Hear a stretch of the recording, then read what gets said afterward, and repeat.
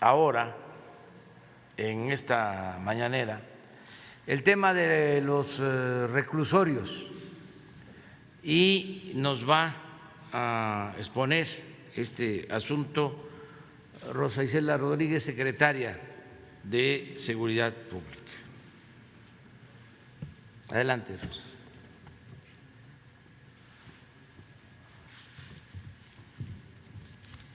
Con su permiso, señor presidente, muy buenos días a todas y todos, al compañero José Ángel Ávila, él es el director general, el comisionado de los penales federales, a los representantes de los medios de comunicación, buenos días, a todos los que nos ven por las redes sociales, muy buenos días. El pasado 13 de enero, por instrucciones del presidente de México, el licenciado Andrés Manuel López Obrador, presentamos ante ustedes información relativa a los 8 contratos de prestación de servicios que se firmaron en la administración de Felipe Calderón, siendo en la época del señor García Luna, que se hizo esta firma con particulares para la construcción y operación del mismo número de penales, de 8 penales. Destacar que en algunas de las cláusulas de los contratos establecen que la operación y la seguridad están a cargo del Gobierno de México y las empresas o desarrolladoras solo están obligadas a brindar condiciones materiales, tecnológicas y algunos servicios auxiliares.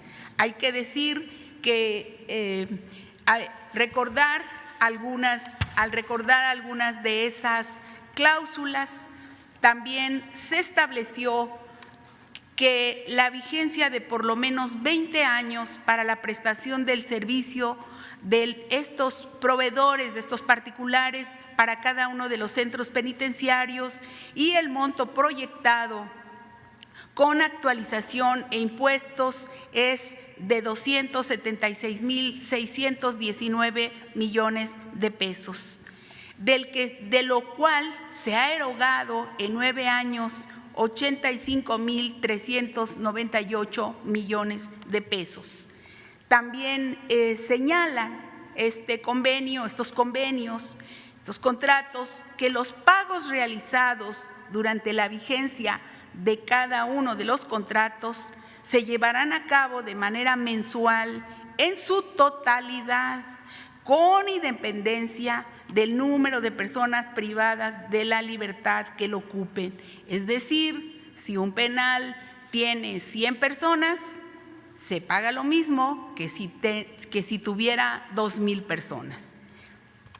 El trato representaba un gasto para el pueblo de México equivalente, nosotros decimos, esa es una percepción de la Secretaría, este gasto representa un equivalente al hospedaje diario en un hotel de 5 estrellas o más por el alojamiento, alimentación y la atención de cada interno. Por ejemplo, en 2020, el gasto es tan grande que de los 22,776 millones del presupuesto ejercidos por prevención y readaptación social por esta comisión, 67.7% se fue en el pago de estos 8 contratos. Casi el total, lo que significa pues esta privatización de estos servicios. Además, como se hizo de conocimiento en su momento, los contratos establecen que los inmuebles y sus instalaciones, una vez concluida su vigencia, siguen siendo propiedad del proveedor y no del Gobierno de México. Este fue uno de los principales puntos que se abordaron en las mesas de trabajo que el presidente nos instruyó tener junto con la Consejería Jurídica y con los prestadores de servicios para tratar los montos y cláusulas de los contratos y llegar a un acuerdo que revirtiera el grave daño ocasionado a la hacienda pública. Uno más de los asuntos a destacar fue, como decíamos, la capacidad instalada de cada centro penitenciario contra el número de personas privadas de la libertad que albergaban. Por ejemplo, aquí en el caso del Femenil de Morelos se tiene un número de personas, mujeres que están internas, de un total de 806 personas, y digamos se paga lo mismo por 100 que por 200, que por 800 o por 2,000 personas. Entonces es uno de los casos que ahorita vamos a explicar, y con cifras al 31 de marzo se tenían 12,334 personas privadas de su libertad, PPLs, aquí en estos 8 penales, que es a los que dan servicios. Decir pues que hay casos en los que el porcentaje de ocupación es de 32%, como del penal de Morelos, y no obstante se pagaba como si estuviera lleno al 100%. Y en el mejor de los casos la ocupación está por debajo del 80%. En promedio, el número de personas privadas de la libertad por centro penitenciario llega al 61%. Otro de los asuntos a destacar es el gasto anual por persona privada de la libertad. En esta gráfica se ve que varía entre los 944,000 y los 2,388,000 pesos, es decir, 2,600 o 6,600 pesos por cada una de ellas.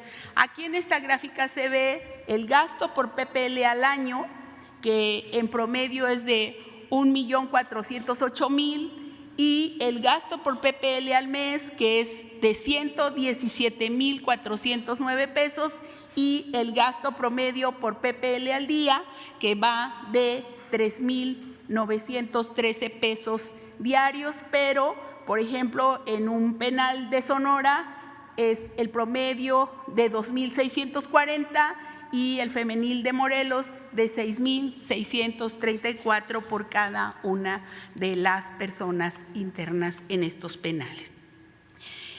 Aquí está el cuadro, no es lo mismo un costo que otro porque son diferentes los contratos, los costos, y en eso hemos estado trabajando. Con base en estos datos, se trabajó intensamente en distintos momentos con las empresas, con el apoyo y la participación del licenciado José Ángel Ávila, el consejero jurídico Julio Scherer, priorizando el diálogo y el acuerdo con los empresarios titulares de los contratos, con la finalidad de generar mejores condiciones de pago para el Estado mexicano.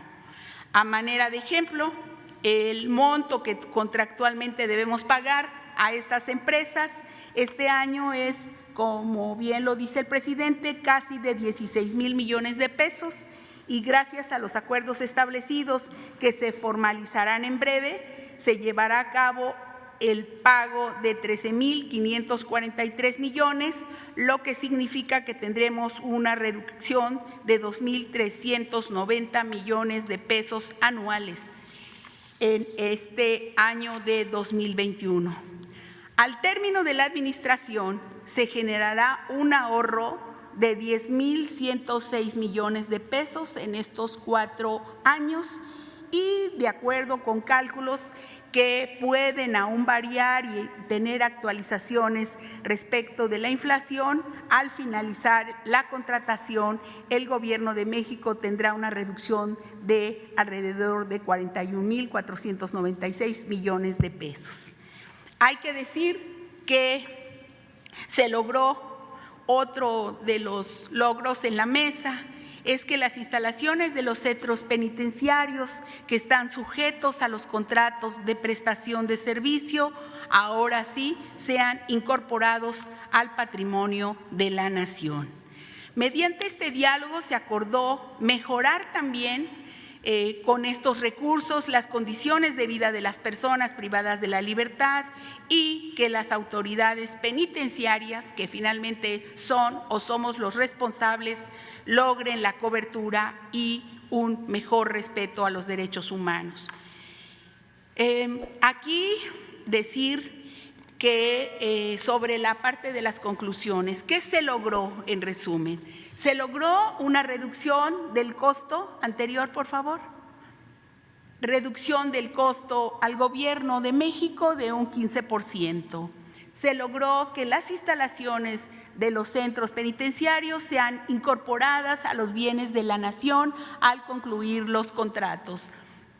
También se acordó hacer una revisión permanente de la calidad y el cumplimiento de las obligaciones del contrato, así como que se busque siempre con las autoridades penitenciarias en los servicios el respeto a los derechos humanos de las personas privadas de la libertad, y así se logra un daño irreversible a la hacienda pública y al patrimonio de los mexicanos y las mexicanas.